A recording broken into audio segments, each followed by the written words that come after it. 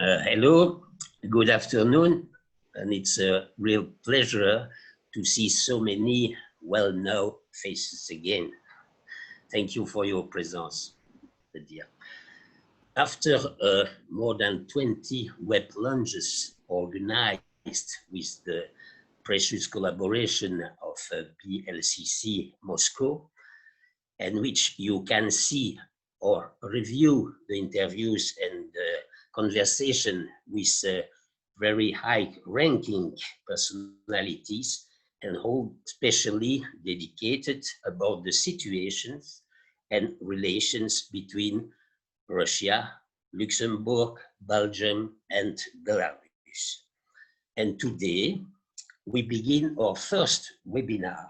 It's an inauguration, and we have the chance for that enjoy to welcome an old and good acquaintance in the person of Harald Stoffaneller, Chief Representative, France and Belgium at Raiffeisen Bank International.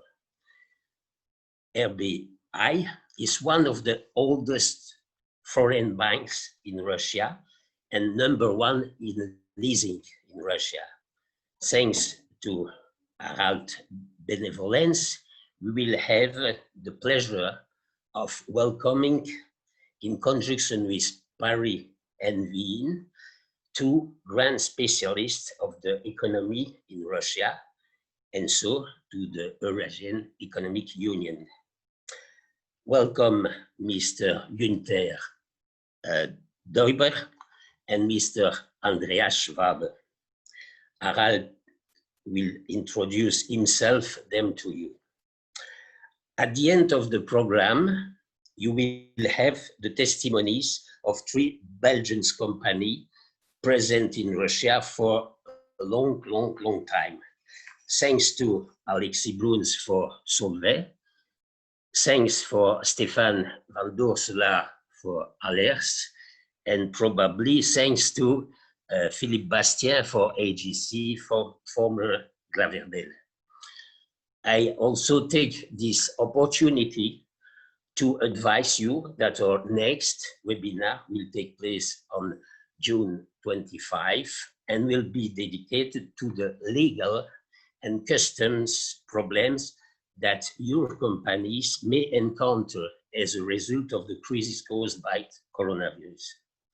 If you have any question, more personal or anonymous, it's possible to transfer these questions to Manon Massé, who will give you all the information. Thank you. Manon, you have now the floor. Yes, thank you, Arkady, and hello, everyone. For those who don't know me, so I'm Manon Massé. I'm head of business development for the BLRB Chamber of Commerce. So I just have a few remarks so the webinar can go smoothly. So as you have noticed, you have all been muted. Please keep it that way during the speaker's presentation. There will be, as Arkady said, a Q&A session at the end of the webinar. And so you will have 2 options. Either you write in the comment chat your question, saying that you want to ask a question, or you send us anonymously a message on our WhatsApp number. It's written in the email, but I will write it again in the comment chat, so you can just send a message. So I think we are ready to start with the first part of our webinar and with the Raiffeisen Bank International that will provide Belgian corporates with an update on Russia. I first give the floor to Harald Stoffaneller, Chief Representative, Belgium and France. Harald, you have the floor. Thank you, Manu. Thank you, Arkady. Yes, just a brief introduction to Raiffeisen Bank International. Raiffeisen Bank International, or RBI as we also call it, is an Austrian bank headquartered in Vienna, and our specialty has always been Central and Eastern Europe. We are today covering 14 countries in the region, and Russia has been a very important market for us since many years. We have been operating in Russia with our own subsidiary, Raiffeisen Bank, since 1996, so that's almost 25 years. And to give you an idea about the size, we employ some 9,000 people in Russia. So it's a real important bank for us, but also for the Russian banking system, because Raiffeisen Bank Russia has been part of the official list of 11 systematically important banks in Russia. And very recently, we have been awarded the best bank in Russia by Forbes. So it's a pleasure to provide our knowledge and expertise on Russia today to you. And for this, I'm very happy to introduce my two colleagues, Gunter Deuber. Gunter Deuber is head of economic fixed income and FX research of Raiffeisen Bank International. He has been working on Central and Eastern Europe for more than 10 years. He's regular advising our top management when it comes to discussions on the strategy or discussions with rating agencies. And he is the designated chief economist of our bank. Only a few days ago, he was announced to be the chief economist of our bank at the end of the year. So congratulations to him for that.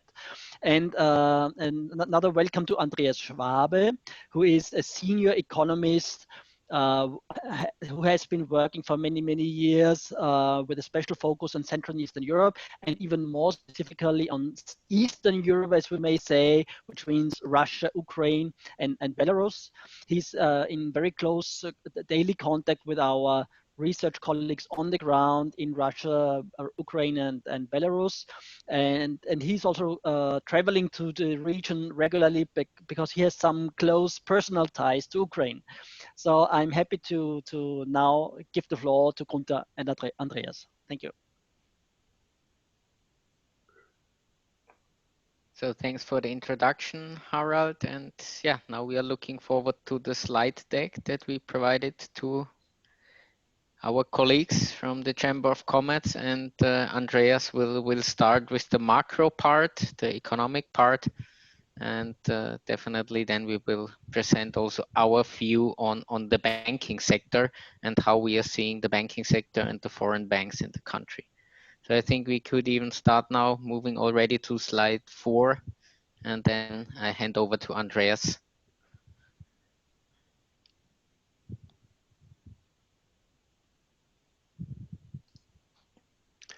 Okay, thank you for the invitation. Can you go to the next slide already? I want to structure this introduction on the Russian economy into broadly two parts. The first part is how is the situation with regard to COVID-19, also in comparison to other countries. And then the second part is on what does it mean for the economy, how is Russia doing, and what is our expectation going forward for the macroeconomy.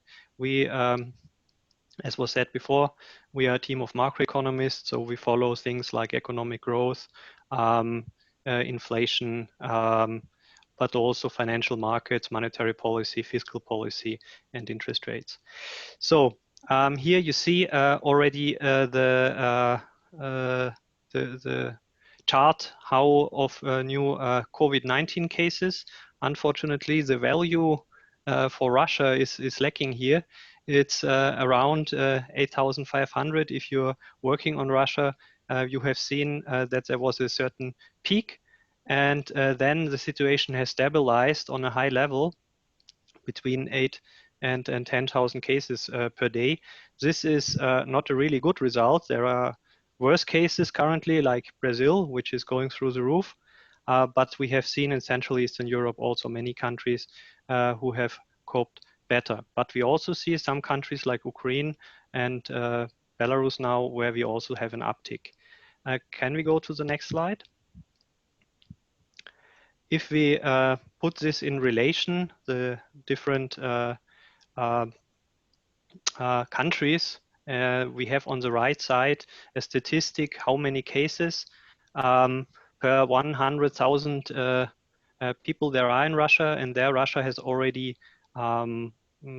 overcome like countries like Germany and Austria, and only Belarus, where there have been few restrictions, is even higher. But here we see that there are quite a lot of cases. On the other hand, when we look to the left chart, there are not so many casualties, fatalities by COVID-19 in Russia. But this is also something we see in many Eastern European countries, Central Eastern European countries, that the relative number of casualties, fatalities per million is not so high than in especially the hard-hit countries of Western Europe, or also now the US. And it's even below like the countries which were seen positively in Western Europe, like Germany or Austria.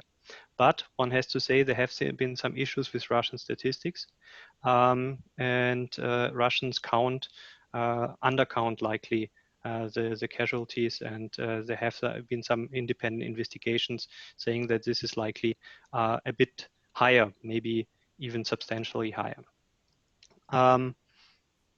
But one has to say Russia is now opening up, so there's a certain risk that this plateau will not be decreased very fastly. So we are a bit concerned about the development still. Can we go to the next slide?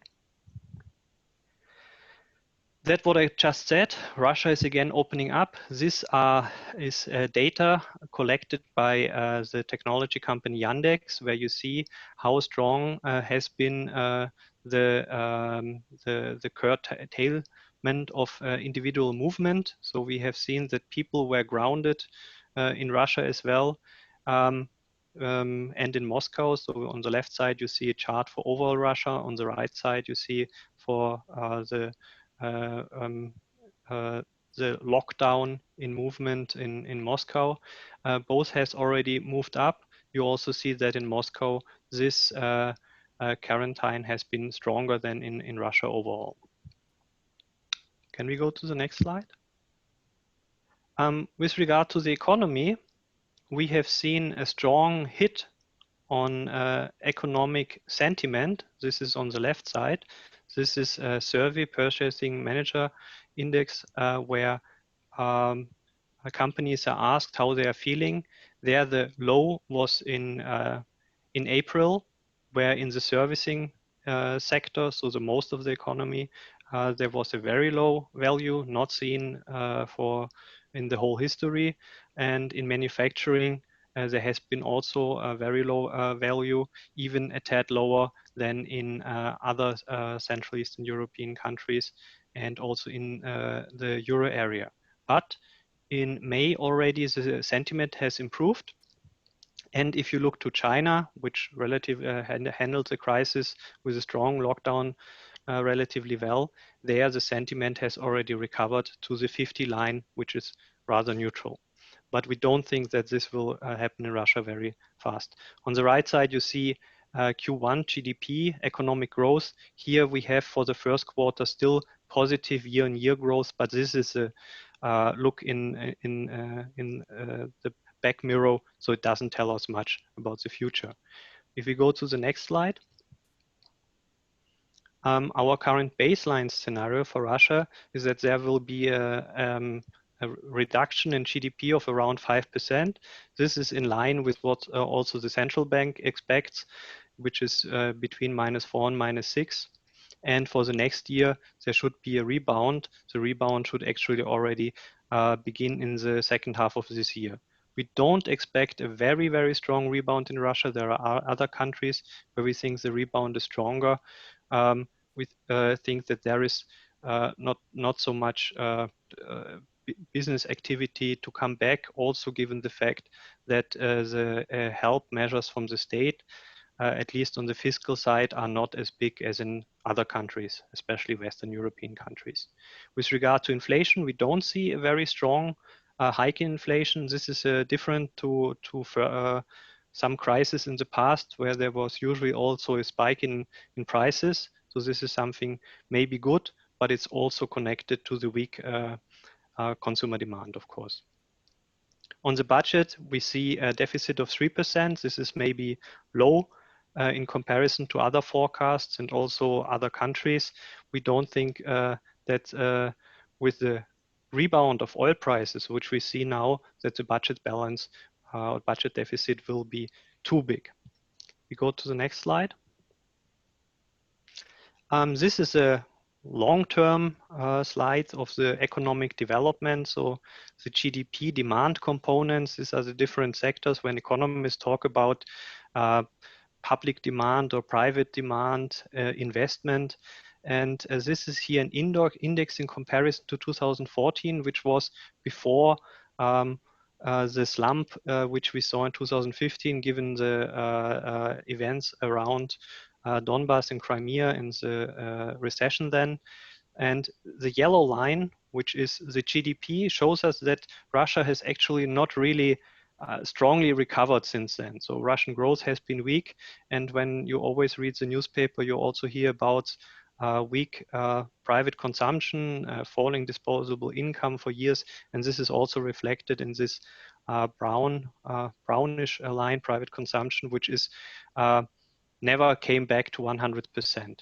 And you see for 2020 also this cuts which we expect also for imports, which may be important for you when you work on the Russian market. We think that this is import is something which is normally stronger reacting, that this is also falling. Next slide. I already talked about that the fiscal reaction is not so strong in Russia. Russia has been a very fiscally conservative country over the recent years. On the left side, you see with the gray shaded area that Russia had a federal budget surplus over recent years. Surely we will fall to a deficit. This is what we expect for this year. But we also think that Russia will continue to be fiscally conservative. They don't want to spend the money which they have in their funds, in the sovereign wealth fund of Russia, or not too much of it. And therefore, when we compare the packages, fiscal packages to help in the current crisis, the Russian one is not the biggest one, rather one of the smallest. Maybe headline figures can be higher, but this could be also due to the fact that other include some money which we do not include as it's already in the budget. Next slide. Interest rates, as already said, inflation is not going up too much. So this also gives the Russian central banks the possibility to cut key rates, monetary policy rates. We have seen this path to lower rates over quite some time. Over the recent years, and we have come to a low point of 5.5% now. And this Friday, the Russian central bank might even cut to 4.5%, and we don't exclude that we go to the 4% by the end of the year, or even lower, dependent on the circumstances. This is also something special, as the Russian central bank in the past hiked in crisis, but this time has the possibility to go to lower rates. Next slide. Last but not least, the Russian ruble. The ruble, since it has been freed in 2014, has been broadly also followed the oil price, or influenced by the oil price, but also sanctions and global sentiment. We have now seen already some recovery in the ruble, and we see the ruble rather sideways this year.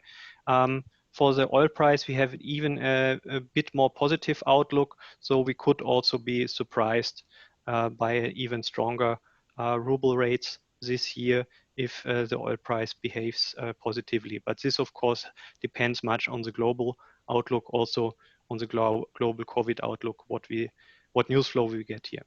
And I think with this, I would be already at the end. Can you check the next slide? Here's still one. We have also seen, and this might be interesting for you, that over recent years, the role of the euro in trade with Russia has been increasing. So when the euro was just at 18% in 2014, it's already at 25% in 2019. And this is also something interesting to watch, especially the role of the euro has been rising on the import side, while commodity markets obviously are still dollar-led. But the euro has been also used not only by trade with Europeans, but also with China, which is also an interesting development. Thank you. And I think now I'm actually at the end. If you have questions, post them in the chat and I will be happy to answer. So now we can move to the banking sector part, and it's definitely also well received from European and Western banks that there is a somewhat increasing role of the euro in trade with Russia. So if we go to the next part of the presentation, focusing on Western banks in Russia, the market approach and the state of play, I will give you some views how we are seeing us on the market, friendly competitors, and what has changed also in recent years. So if we move to the next slide, we see that foreign banks had been rather cautious with regards to their Russian exposures, while Russian exposures at the dedicated CE banks were close to 20% of total. The previous crisis and sanctions brought it down to close to 11%. In the recent months going into the year 2020, as you see on the left chart, we see a little bit of recovery, but international banks reduced their positions towards Russia substantially. In nominal terms, unfortunately, we don't see the values here in the PowerPoint as well. I think the PDF can be provided to the participants. There you see the numbers that the exposures of international banks towards Russia decreased from something like $250 billion in 2013 to roughly $100 billion. So they nearly halved. So you see most international banks with very cautious approach towards Russia. These are balance sheet exposures. But there are definitely some differentiations here. And if we go to the next slide, you see what is very important here, that German, UK, and US banks reduced their exposures over proportionally and strongly. So a few years ago, the Austrian, French, and Italian banks, in terms of their shares in international banking exposures to Russia, were more or less on the same page or on par with German, UK, and US banks. They decreased the share, while Austrian, French, and Italian banks now have more than 50% of overall balance sheet banking exposures towards Russia. This means we had been also cautious as foreign banks in our Russian exposures. Maybe we haven't upped them substantially, but we did not cut as others. You see on the right chart also the drastic cut in international positions booked, for example, also in head office at large banks and in foreign currency. This dropped dramatically. This was mainly the withdrawal from the, I would say, banks I named from the market, while others kept their positions more or less stable. And you see that local positions in local currency at international banks increased dramatically from just 25% a few years ago to over 40%, close to 50%. This means we are also trying to use local currency to the extent possible on the market with the clients. And on the next slide, you see that this trend is very pronounced, definitely with RBI, but also at our friendly competitors coming from France and Italy, that there is an increasing usage of local currency, locally booked positions, but definitely that we still have a sizable exposure also in total. So you see we are more or less in exposure terms playing on par with Italian and French banks, and we are just one Austrian bank. Those countries from time to time have some other banks active on the market, and Austria has more exposure towards Russia than the US or definitely UK. This is something which not happens very often on global markets or in banking. But there is an increasing gearing towards usage of local currency, ruble positions booked on the ground.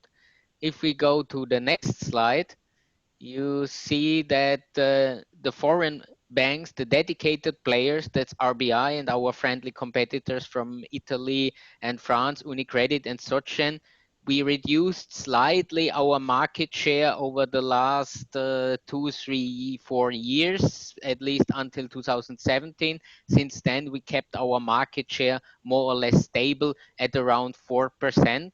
While the market share of all the other foreign banks, this is the gap here, shrank more dramatically. And what you see on the right-hand side, which is even more interesting, This is the total assets of the 3 leading foreign banks in Russia in euro terms. And you see end of 2019, the group of the 3 major banks, are back to the 2012-13 levels in terms of overall balance sheet.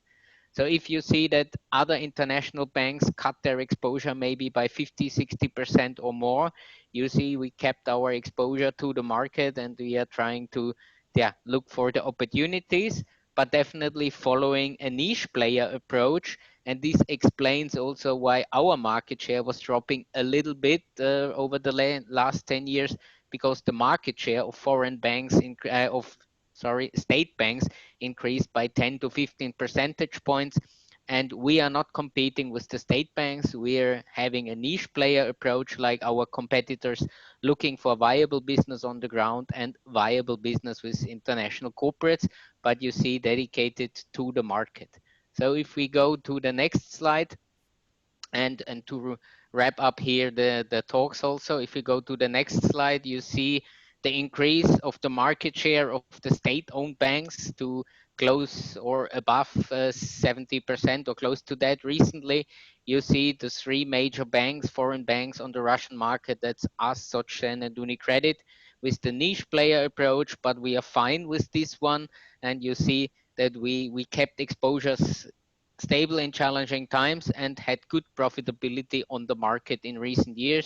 And here you see that Raiffeisen Bank is playing on the ground locally in the league with some of the large international banks, and also happy to look for opportunities there.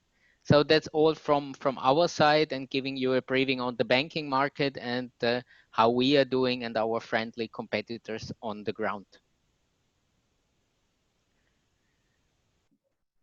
So we finished with our materials. Happy to take also questions, Daniel, later on. Okay, thank you, Gunter and Andreas. I propose we keep questions for the end of the webinar, so we summarize them in the Q&A session. I propose we go on with the second part of our webinar, and we wanted to give the floor to some Belgian companies that are present in Russia for a long time. So first, I'll give the floor to Alexis Brouhns, Senior Executive Vice President of Solvay and President of the BLRB Chamber of Commerce. Please, Alexis, you have the floor. Thank you, Manon. Good afternoon, all of you from Brussels, where there is a big storm and a big rain now. So welcome to all of us. So Solvay, as you know, is a chemical company. We are present in 60 countries around the globe. We have 27,000 employees. Our sales amount last year to 10 billion euro. And we are present in Russia since more than 140 years. And presently we have a joint venture with Sibur in the field of production of PVC and a commercial office in Moscow. So maybe I will give you some general comments on the sanitary and economic crisis. Then I will have a word on the Solvay reaction, and I will finish with the Solvay situation in Russia from a sanitary point of view and a business impact of the crisis. So this crisis, as we all know, is completely unprecedented. At Solvay, we continue to apply strict measures, and we remain vigilant even through the deconfinement. The situation, as we saw on the slides presented by Andreas, is improving in Europe and Asia, but it remains worrying in the United States, in Brazil, in India, and in Russia. There have been recent new cases in the US, in Brazil, in China, and this demonstrates the need to remain vigilant despite local measures taken to gradually deconfine. And of course, this will have an impact on the behavior of the consumers and on the business. For this reason, for example, at Solvay, we have decided to keep closed all our administrative sites till the 1st of September. So if the sanitary situation shows signs of improvement, the economic crisis still has a strong impact. And we do believe that this economic crisis is just beginning.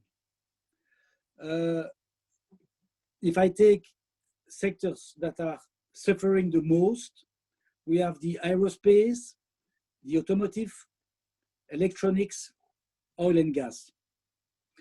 In EU, we have 40 million people in furlough.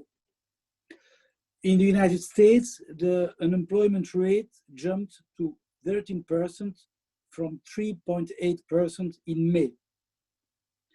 The IMF has developed a $1 trillion lending capacity to support the financing requests from 90 countries. So it will take time for the economy to recover. We do not expect at Solvay a full recovery before 2023 for most impacted markets like the automotive, the aerospace, the construction, or the oil and gas. Some markets are less impacted, like the consumer goods, the chemicals, the food, the electricals, electronics, and these sectors should be able to rebound already next year. How do we react at Solvay? Unprecedented times require also unprecedented actions.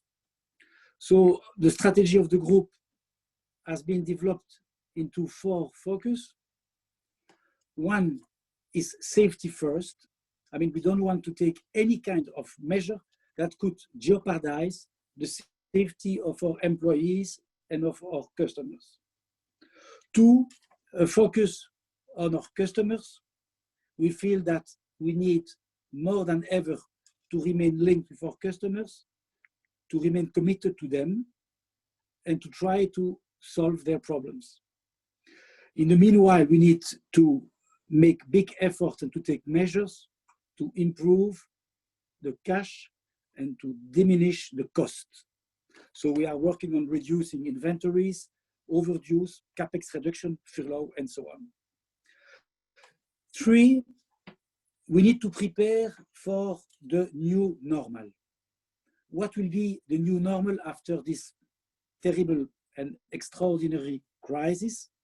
We do not know yet, but we need to think about it. We need to identify what will be, let's say, the sectors that will rebound the quickest and where we should take the commercial offense. We need also to go further in the rationalization of our industrial footprint. 4, we keep a strong engagement for our employees. We have set up a Solvay Solidarity Fund, and we develop some kind of guarantee for the income of all our employees in furlough. When I come to Russia, what does it mean for the safety? For the safety, we decided to close till end of June our office in Moscow, and we still have all our employees working from home. In our joint venture with Wendell, 75% of our employees work from home, and the people working on the sites are rotated every 2 weeks. So it's essentially the workers tasked with operational activities and a limited number of support functions like laboratory, IT, canteen, and so on.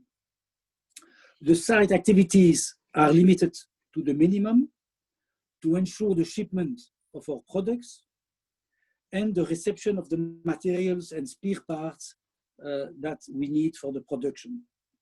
The investment projects are stopped and all maintenance activities are executed in a separation mode. And this, of course, asks a lot of discipline and the full respect of the sanitary rules. From a business point of view, let me make a distinction between our joint venture and our commercial operation. And I will start with our joint venture. We had an excellent and strong Q1 where the production increased. The import remained limited as the local price were very competitive versus import, and we had a local demand that was very strong in the first quarter. Since April, the demand went down. Many clients disappeared.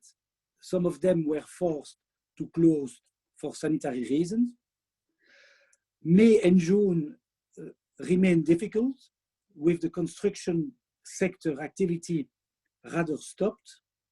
And you know that 70% of the PVC is used in the construction sector. The sharp ruble depreciation during the COVID crisis and the oil prices played also a role. And under these circumstances, we looked at increasing export sales, minimizing fixed costs, and reducing the consumption of utilities. If I take the impact of the crisis on our commercial activities, the situation is a bit different. Q1 was also excellent compared to last year. And so far, the results are still quite good. Why is it so? One reason is that the confinement was decided later than in Western Europe, and most of our customer sites continued to operate. Two, there were also new opportunities. And I have to say that our team, our Russian team, was and is able to be flexible enough to seize the new opportunities. Agro sector went very well, food sector, home and personal care with the COVID and sanitary crisis were doing well, and our sales were excellent. For the peroxide, on one hand, we had the pulp and paper sector, which did not do very well, but this was compensated by increased sales for disinfectants for sanitary reasons again. So some sectors were down: paper and pulp, mining, automotive, construction, but other sectors were up to compensate agro, HPC. We expect new challenges this summer, with the demand remaining weak or declining in some sectors. A last word on the devaluation of the ruble. It was good, of course, for our local costs, like logistics, but it gave also a competitive advantage for some of our competitors.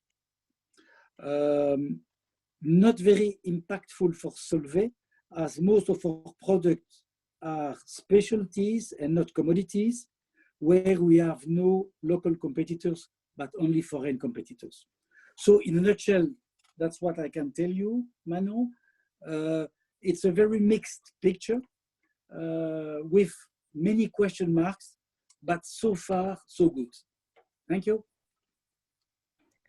Thank you, Alexis. I think we passed the floor to Stefan van Doorslaer, CEO of Ahlers, and he will also share his experience with us. Thank you, Stefan. Yes, thanks a lot, Manu. We are a logistics company. So Ahlers is a logistics company. So we are very depending on our customers' business. So if our customers have still a lot of sales, we still have a lot of work. Now, luckily, we are supporting some big food companies and tobacco companies. These were less impacted to the crisis, but also with fast mover consumer goods customers where the shops are closed and they don't have a very strong online sales. So there you see a real drop. Now, from a logistics point of view, it's a bit tough period because they always say it's an essential activity also in Europe. So the goods can move, but sometimes they forgot that there is also a driver, a person who needs to move the goods. And I think it's a long time ago that the borders were closed in Europe, but also in Russia, you have now borders between regions, or you had borders, or in Kazakhstan that the city of Almaty was closed. And what's happening is that you see that trucks are allowed to pass, but the driver is at, oh, but you were 2 weeks ago, you were in Europe or you were in Italy, and as a result, you cannot pass with the goods. So you need to change drivers. So what we noticed that from our business and logistics, yes, everything is still working, but it's much more complicated. And as a result, let's say you have less income, but more work.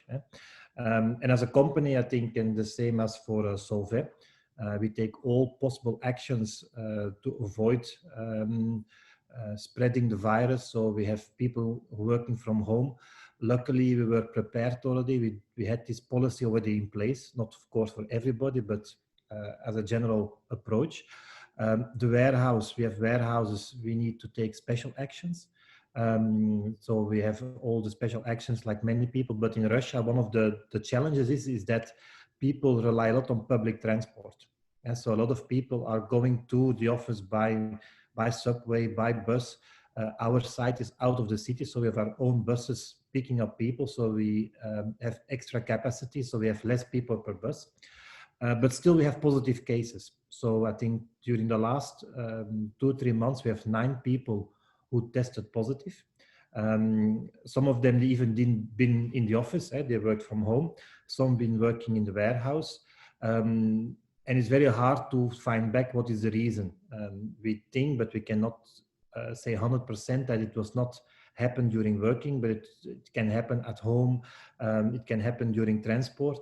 Now, what is very good, I think, in Russia is that there's a lot of testing capacity. It's very easy to get people tested. I'm also already tested. It goes very fast.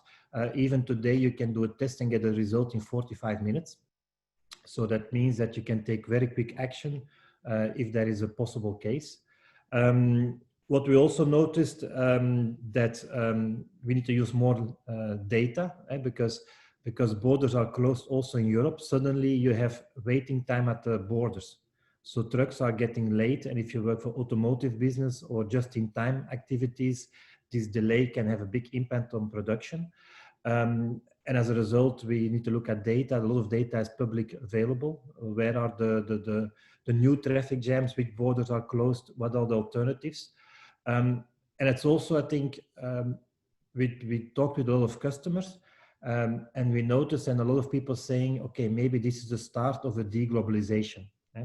Where I personally think this is not a start of a deglobalization, because we had cases, for example, here in Petersburg, that a factory is closed because their supplier cannot deliver the goods, but the supplier is 100 meters further away from the factory. Because the supplier, they have lack of resources, or they have a lot of people who are infected. So even if your supplier is next door, yeah, it could be that they cannot supply. I think what will be the impact on logistics on the long term is that we will still purchase where it's the cheapest, because at the end it's still a lot of linked to price, but maybe we'll have more buffer stock on the way. So between where you produce and where you assembly, that you have some points with buffer stock, so that you have more working capital you need for your supply chain. But I don't think that the sourcing will be changed, but you will have some more security in your supply chain. A bit from, let's say, a non-professional point of view, but living in Russia, I think Russia was the first country who closed the borders with China in the beginning. But on the other hand, they were very late in taking actions towards lockdown. Moscow was very strict, and I know, like Oleg, when you were based in Moscow, you were really strict to stay at home. You could not go out. You have special codes. But of course, Russia is big, so every region has a different approach.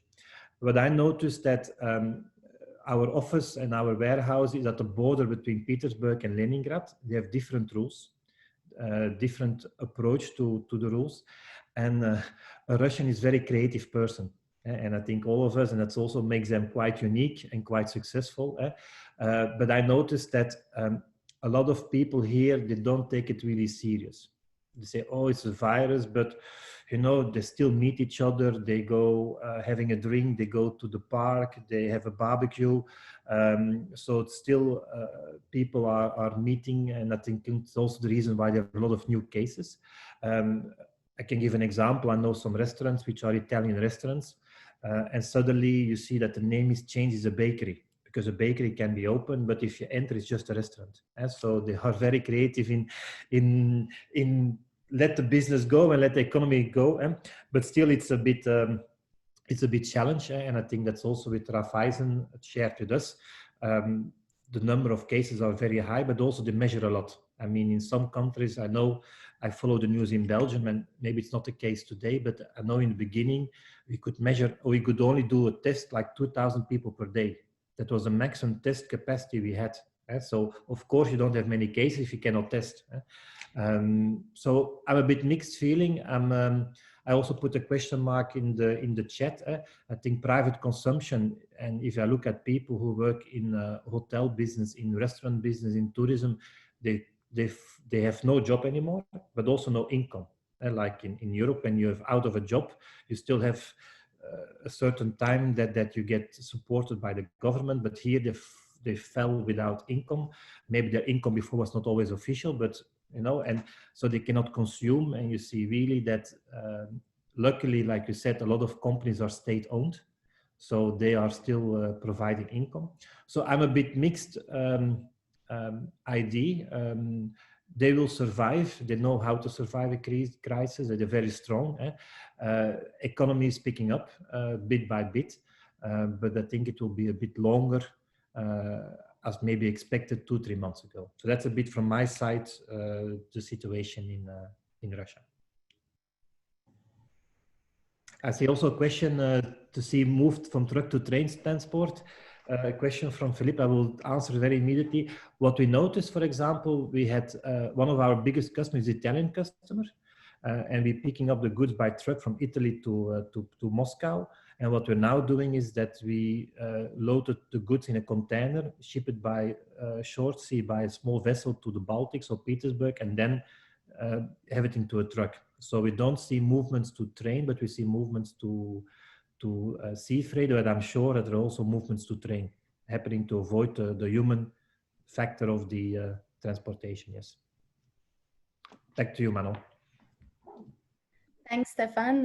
Thanks for already launching on a Q&A session. So this is the last part of our webinar. So as mentioned before, if you want to ask questions directly, you can just raise a hand or put a message in the comment chat, or you can send them to me on WhatsApp if you want them to stay anonymous. I received also some of them with the formula. So for example, I know that Elena Medvedeva from the Chamber of Commerce of the Russian Federation had some questions. If she wants to ask some of them, she's welcome to switch on a microphone. I see here Alexis Brouhns wants to have the floor, so he can activate his microphone.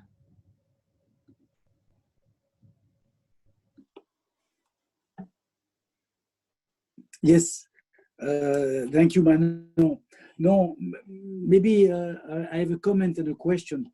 The comment is to what Stefan says concerning the deglobalization, and I share his view that indeed we will not assist to deglobalization as it is forecast by some people. But I do believe that the globalization story, as we experience it the last 20 years, will not be the same. There will be some change because you see that already by the criticism of the multilateral organization like the World Health Organization, the World Trade Organization. You see that with the rising protectionism, you see that the crisis has increased the fragmentation instead of increasing the cooperation. So there are some worrying indications. For the supply chain, the crisis did expose the weakness of some supply chain, but I fully agree with you, Stefan, that it will not be possible to reshore the whole supply chain because this would have a cost and nobody is ready to pay that cost.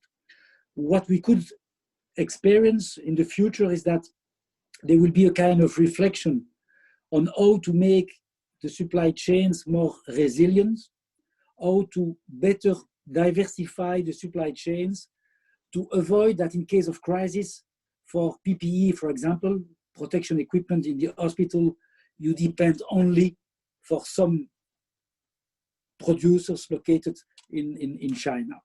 My question is for the two bankers, Gunter and Andreas, and thank you very much for your presentation because it was very well done. Does Russia foresee some kind of recovery plan as it is the case in Europe and the US? And if yes, what would be the size of this recovery plan? Thank you.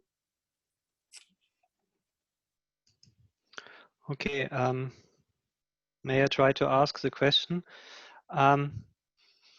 Recovery plan, as I showed in the presentation, we had this comparison of fiscal packages where the Russian fiscal package was rather small, like 2-3%, so not big.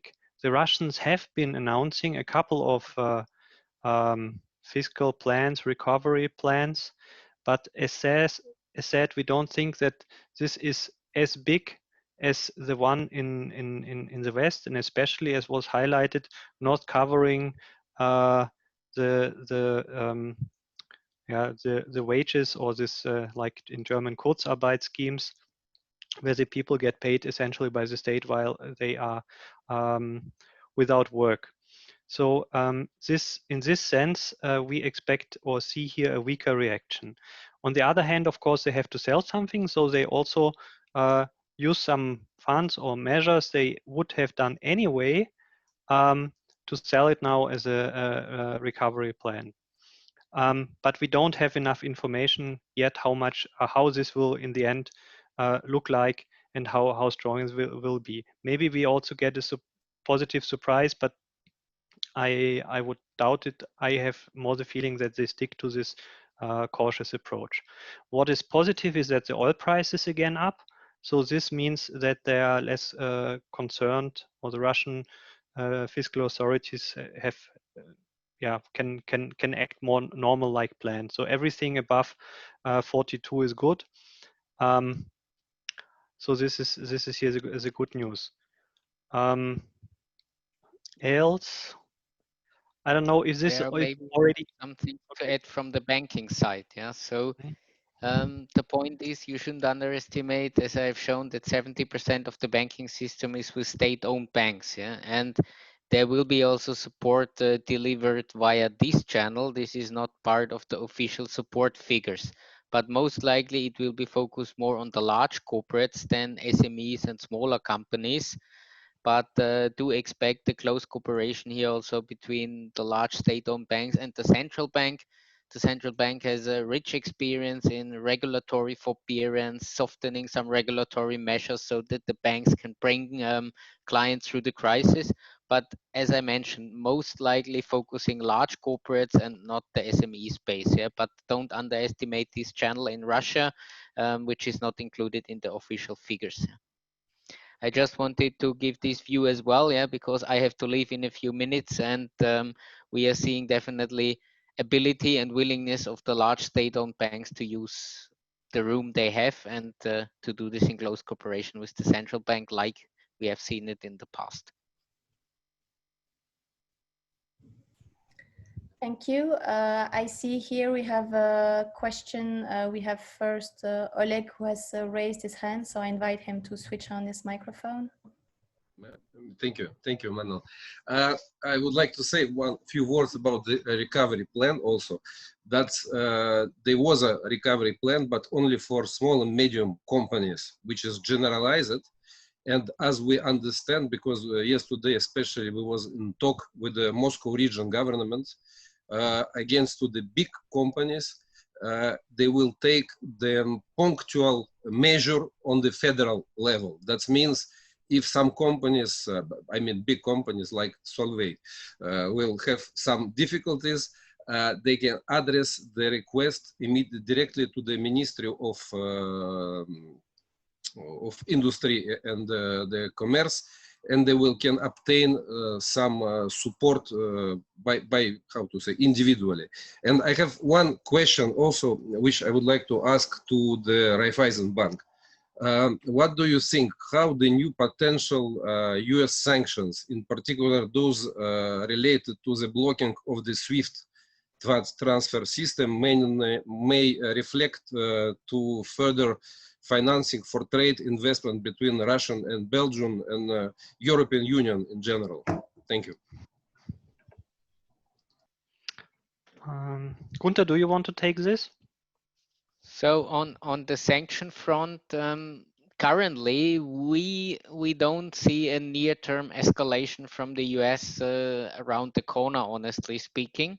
So we don't see something in the making from our understanding over in the coming 6 to 9 months, honestly speaking, if Russia is not making any silly mistakes speaking about elections in the US. So we see that Russia has prepared a lot to be more independent. We have shown that the usage of dollar has been decreasing. The foreign currency loans in the banking sector had been reduced below 20%. So definitely they can withstand a short-term shock, even in those dimensions. But definitely this would have a longer-term negative impact. I'm with you on investments and foreign investor confidence. But currently, we don't see it around the corner. We have also certain contacts, and we are sometimes asked by US authorities on certain questions. We had times where we had been much more concerned about such stuff than we currently have. Yeah? So this is what we can say here.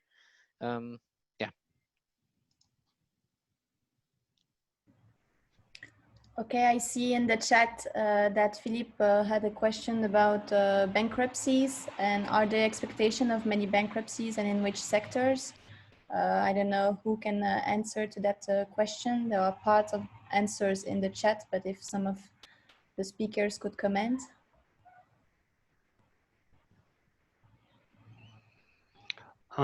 Again, I can answer quite generally, as there are these plans to help also the SME, but on a broader scale, we don't see it so strongly. So this would then be this would be the fear that small or medium-sized non-state Russian companies would suffer the most, and this then would also enforce the trend of more state involvement or more state ownership in Russia, if then state companies would pick up these markets or these companies, and that would then also go into more monopolies or stronger monopolies. So one could spin here a negative scenario from this, but I don't have some exact numbers on forecasted bankruptcies. From our side, we are just a little bit concerned about the guys, most likely not the foreign banks, our friendly competitors and us, that have grown a little bit too aggressively in retail lending, secured and unsecured. So definitely there will be there will be some challenges in the retail lending for the banks that had been too aggressive in the past. But from our understanding, the size is still not that it is something systemic for the banking sector, but definitely some guys had been too aggressive there in the past 1 to 2 years. Maybe I can, a small question for Raiffeisen. I saw in your presentation that you think that on Friday will be the central bank meeting to decrease the interest, and you even talked about 4%. On what time frame do you speak then? On which time frame do you speak? This would be still this year. So if they now would go for a bold step, and they talked several times about bold step would be more than 50 basis points, because 25 or 50 would be like something usual, so 75 or 100. And then there's the question if this would be all. If we get 100, then and inflation goes down again with weaker consumption, then there would still be the opportunity to go to 4. Below 4, I would see more in line if they would change their inflation target. So for example, if they would say our inflation target is no longer 4% but 3%, and this is realistically, so if we have for a longer time really low inflation consistently, then after some time they could also go lower. Because you are our house bank in Russia, but we are talking with you because we are doing a big new investment for a loan. So it's better to wait a little bit before going for the new loan then. Yeah. Let's see how fast also the banks give you Yeah, the lower rate.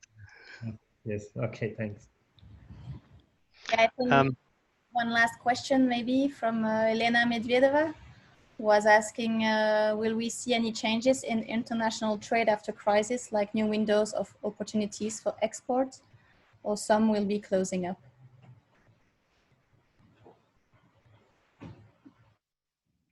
That's a very general question. To whom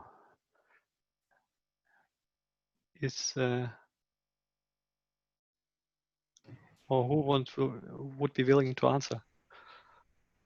I just wanted hello to everyone. I just wanted to discuss maybe together how you see the potential, or maybe you see more risks than opportunities after crisis, and what kind of niches you would foresee can appear as new ones, or which one will be just closing up. For example, as me personally, I can imagine that in a healthcare, in some innovative industries, that might be sort of new impulse, you know, for cooperation, you know, to handle the issues and to help each other to recover from the crisis, because without the trade, it will be difficult to restore the economy.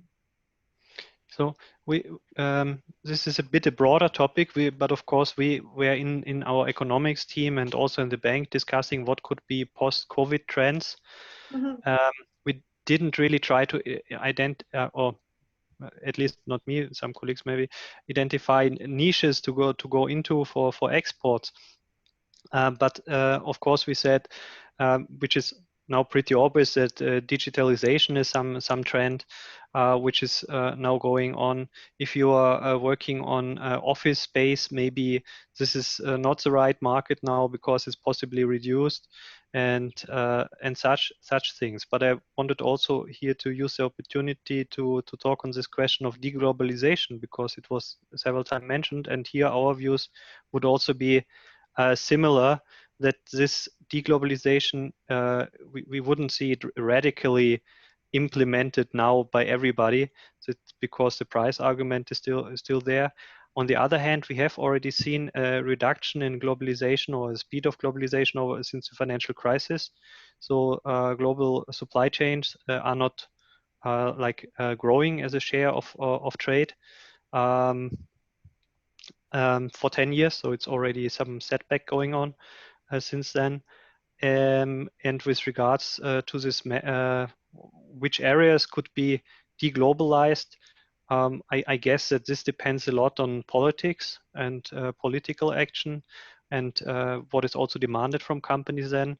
And I could have thinking also like that there are some stocks of certain stuff or production capacities which certain countries want to have, either in the countries or at least in the EU. So this is something I wanted to mention here. Yeah. Thank you so much.